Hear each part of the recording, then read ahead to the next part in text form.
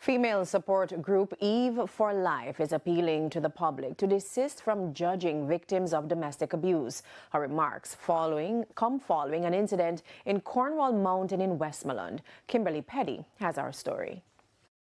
A dilapidated roof with partial covering from a tarpaulin and a zinc that is barely secured, a clear indication that it was damaged during Hurricane Melissa. But what happened inside the Cornwall Mountain Westmoreland home has left many dumbfounded.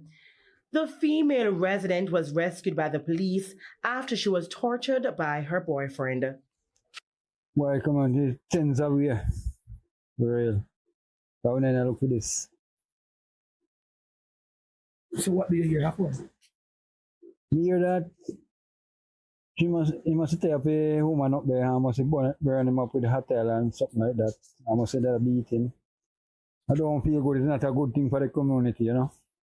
And it's not just female residents who are shaken. I feel like that we are about it still, but yeah, nothing because we are not to correspond, so you're going to get my deal. So the young girl, what type of person she was? We don't see her in those day about, and she's a nice girl.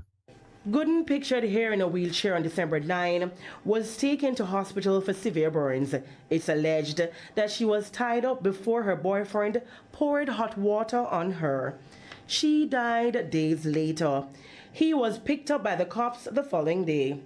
Meanwhile, co-founder and executive director at Eve for Life, Joy Crawford, added her voice to the ongoing issue of domestic violence.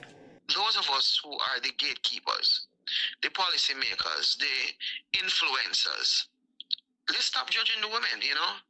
Here is that we have another sister who has died, and we're having the same conversation about what she could have or should have done differently. No. What is it that those of us who have power and privilege should have done differently?